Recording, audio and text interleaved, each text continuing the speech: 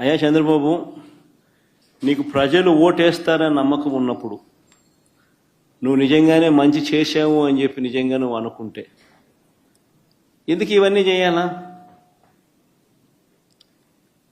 నువ్వు ప్రజలకు మంచి చేయలేదని నీకు తెలుసు కాబట్టి, ప్రజలు నీకు ఓటు వెయ్యరు అని నీకు తెలుసు కాబట్టి, ప్రజాస్వామ్యబద్ధంగా ఎన్నిక జరిగితే నీకు ఓట్లు పడవు అని నీకు తెలుసు కాబట్టి ఈ స్థాయిలో దౌర్జన్యానికి దిగుతా ఉన్నావు.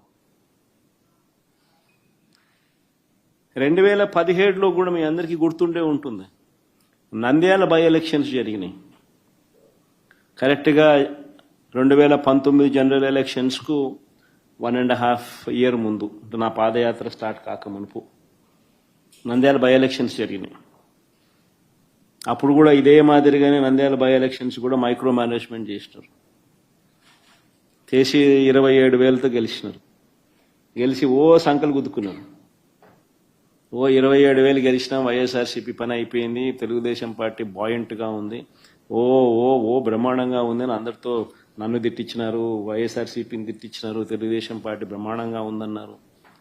కరెక్ట్గా 1.5 ఇయర్ తర్వాత అదే నంద్యాలలోనే 35,000తో గెలిచినాం వైఎస్ఆర్సీపీ. రాష్ట్ర వ్యాప్తంగా కూడా చంద్రబాబు నాయుడు భూస్థాపితం చేసినారు ప్రజలంతా. ఎక్కడైనా కూడా ప్రజాస్వామ్యంలో ప్రజలకు మంచి చేసి ఓట్లు అడిగితే, ప్రజలు మనస్ఫూర్తిగా ఆ ఓట్లు వేస్తే 4 కాలాలు వర్ధిల్లుతారు. ఈ మాదిరిగా దౌర్జన్యాలు చేస్తే ఆ దౌర్జన్యాలంతా కూడా టెంపరీగా మీకు ఏదైనా ఉపయోగపడతాయేమో కానీ చివరికి వచ్చేసరికి కన్ను మూసుకొని కళ్ళు తెరిచేసరికి 1.5 ఇయర్ అయిపోయింది. అప్పుడే కన్ను మూసుకొని కళ్ళు తెరిచేసరికి మరో 3 ఏళ్ళు కూడా అయిపోతాయి. ఆ 3 ఏళ్ళు అయిపోయిన తర్వాత తెలుగుదేశం పార్టీ వీళ్ళు చేసిన అన్యాయాలకు, దౌర్జన్యాలకు, అబద్ధాలకు, మోసాలకు ప్రజలు ఏ స్థాయిలో బుద్ధి చెప్తారు అని అంటే, డిపాజిట్లు కూడా రాని పరిస్థితి లేకపోతారు వీళ్ళంతా. ఇది వాస్తవం. జరగబోయేది కూడా ఇదే. నేను గట్టిగా డిమాండ్ చేస్తా ఉన్నా, ఇదే పెద్ద మనిషి చంద్రబాబు నాయుడు గారిని డిమాండ్ చేస్తా ఉన్నా, కొద్దో గొప్ప ప్రజాస్వామ్యాన్ని ఎవరైనా కూడా గౌరవించే వాళ్ళు ఎవరైనా ఇంకా వ్యవస్థల్లో ఇంకా ఉంటే వారికి కూడా విన్నపం చేస్తా ఉన్నా.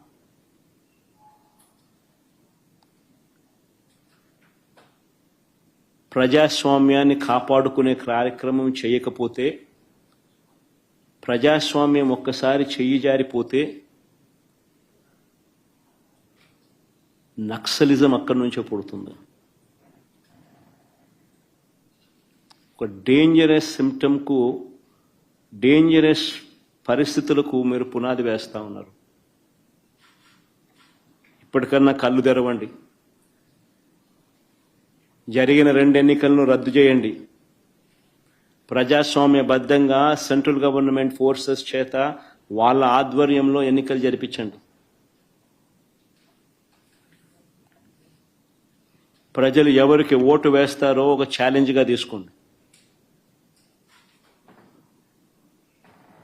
చంద్రబాబు నాయుడు గారికి గట్టిగా హితవు పలుకుతా ఉన్నా, మీరు చేస్తా ఉన్నది చాలా అంటే చాలా దౌర్భాగ్యమైన పని. తప్పుడు పునాదులకు మీరు వేస్తా ఉన్నారు, తప్పుడు పునాదులు వేస్తా ఉన్నారు. ఇది రేపొద్దున వృక్షం అవుతుంది. మీరు చేసే ప్రతి పని మీకు చుట్టుకుంటుంది. మీరు గ్రామాలలో ఈరోజు మీరు తీసుకొచ్చే ఈ కక్షలు, కార్పణ్యాలు, ఈ మాదిరిగా చేయడాలు, దుర్మార్గాలు, ఇవన్నీ కూడా రేపొద్దున మీకు చుట్టుకుంటాయి.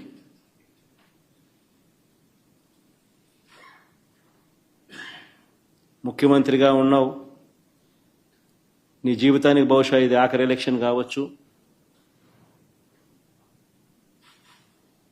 రామకృష్ణ అని అనుకునే ఈ వయసులో కనీసం ఆ మాటలన్నా అనుకుంటే పుణ్యమన్నా వస్తుంది. ఈ మాదిరిగా చేస్తే నరకానికే పోతావు. ఇప్పటికైనా మార్పు తెచ్చుకో చంద్రబాబు అని హితవు పలుకుతా ఉన్నా.